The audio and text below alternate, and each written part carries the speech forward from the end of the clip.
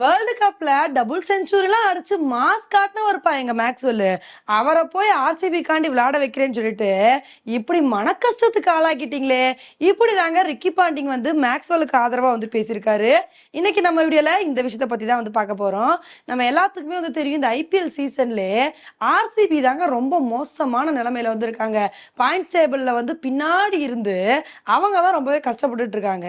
இதுல RCB fans எல்லாம் ரொம்ப அப்செட் ஆனதுக்கு காரணம் என்னன்னா, மேக்ஸ்வெல் வந்து இந்த இந்த தடவை ஒரு மேட்ச் கூட உருப்படியான இன்னிங்ஸ் வந்து கொடுக்கவே இல்லை, வர நடைக்கட்ட அப்படின்னு சொல்லிட்டு கிளம்பிட்டாரு. இதை வந்து பார்த்தோன்னே ஆர்சிபி ஃபேன்ஸ் எல்லாருமே ஷாக் ஆயிட்டாங்க. என்னப்பா இது, இதே மேக்ஸ்வெல் தான் வேர்ல்டு கப்ல இதே இந்தியால ஆப்கானிஸ்தானுக்கு எதிரான மேட்ச்ல டபுள் செஞ்சுரிலாம் அடிச்சு ஆஸ்திரேலியா தோக்கர்ந்த மேட்சை வந்து ஜெயிக்க வச்சாரு. அதே மாதிரி இந்த தடவை ஆர்சிபி காண்டி விளையாடுவாருன்னு பார்த்தா இவ்வளவு மோசமான இன்னிங்ஸை கொடுக்குறாருன்னு சொல்லிட்டு மேக்ஸ்வெல்ல நிறைய பேர் விமர்சனம் பண்ணிட்டு இருந்தாங்க. இதனால மேக்ஸ்வெல்லே ஒரு கட்டத்துல என்ன முடிவெடுத்தாருன்னா, ஆமாங்க நான் சரியா விளையாட மாட்டேன், என்னால இன்னும் ஃபார்முக்கு வர முடியல, அதனால என்னோட வாய்ப்பை வேற ஏதாவது ஒரு வீரருக்கு வந்து கொடுங்க, அவங்களாவது நல்லா விளையாடுவாங்க, அதனால நான் 2-3 மேட்சஸ்ல இருந்து ஒதுங்கி இருக்கணும்னு நினைக்கிறேன்னு சொல்லிட்டு இந்த மாதிரி அவரா முடிவெடுத்தாரு. அதுக்கு தகுந்தாப்புல போன ஆர்சிபி விசஸ் எஸ்ஆர்எச் மேட்ச்ல வந்து மேக்ஸ்வெல் வந்து இல்லைங்க. ஆனா அந்த ஸ்கோரை பார்த்துட்டு எல்லாருமே வைத்தச்சல் பட்டோம். சே, இந்த மாதிரி ஒரு ஸ்கோரை வந்து சேஸ் பண்ணணும் அப்படின்ற சமயத்துல மேக்ஸ்வெல் வந்து இருந்திருந்தா வேற லெவல்ல இருந்திருக்குமேப்பா. ஏன்னா அவருக்கு தகுந்த இன்னிங்ஸை விளாண்டு சூப்பரா அந்த மேட்சை வந்து ஜெயிக்க வச்சிருப்பாருன்னு சொல்லிட்டு எல்லாருமே புலம்பிட்டு இருந்தோம். ஆனா மேக்ஸ்வெல் வந்து இனி வரப்போற மேட்சஸும் வந்து விளையாடுவாரா அப்படின்றது தெரியாது. ஏன்னா அவர் மனதளவுல பாதிச்சு எனக்கு வந்து கொஞ்சம் பிரேக் வேணும் அப்படின்ற மாதிரி இந்த மாதிரி ஆர்சிபி டீமை விட்டு கொஞ்சம் வந்து ஒதுங்கி இருக்காருங்க. மேக்ஸ்வெல் எடுத்த முடிவு சரிதான்ப்பா, அவருக்கு கொஞ்சம் பிரேக் தான் வந்து வேணும்னு சொல்லிட்டு ஆஸ்திரேலியா முன்னாள் வீரரான ரிக்கி பாண்டிங்கே வந்து மேக்ஸ்வெலுக்கு ஆதரவா வந்து பேசியிருக்காருங்க.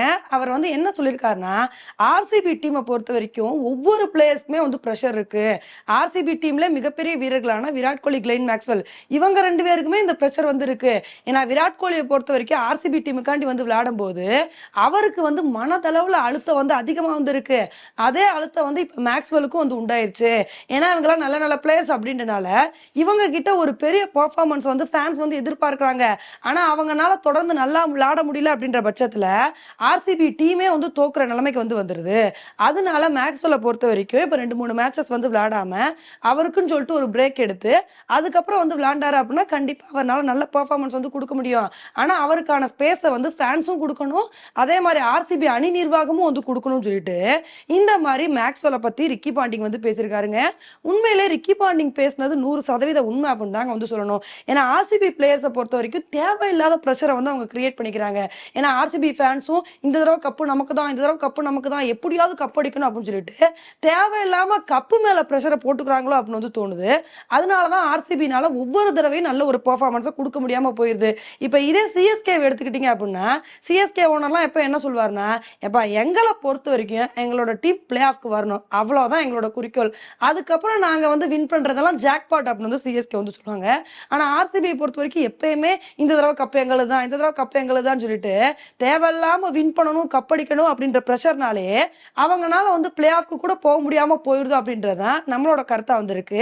இதே ஆர்சிபியை பொறுத்த வரைக்கும் தோனி ஸ்டைல ஃபாலோ பண்ணி எப்ப ஜெயிக்கிறோமோ தோக்குறோமோ நல்ல ஒரு பெர்ஃபார்மன்ஸ் வந்து கொடுக்குறோம், நல்லா வந்து விளையாடுறோம் அப்படின்னு சொல்லிட்டு அந்த மாதிரி விளையாண்டாலே நிறைய மேட்சஸை வந்து ஜெயிச்சு ஆர்சிபி ஈஸியா வந்து பிளே ஆஃப் வந்து போயிருவாங்க. ஏன்னா ஆர்சிபியோட பேட்டிங்லாம் வந்து ஸ்ட்ராங்கா வந்திருக்கு, பவுலிங்ல தான் வந்து பிரச்சனை இருக்கு, அதை மட்டும் சரி பண்ணாலே வந்து போதும்.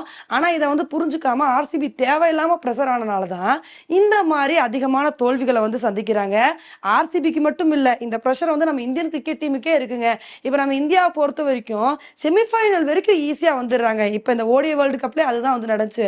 ஆனா ஃபைனல்ன்றப்ப தேவையில்லாம பிரஷர் ஆகி நம்ம கப்படிக்கணும் கப்படிக்கணும் கப்படிக்கணும், நம்ம பல வருஷமா கப்படிக்கல அப்படின்ற அந்த ஒரு பிரஷர்னாலே ஜெயிக்க வேண்டிய மேட்சை வந்து நம்ம தோத்துறோமோ அப்படின்றத நமக்கு வந்து தோணுது.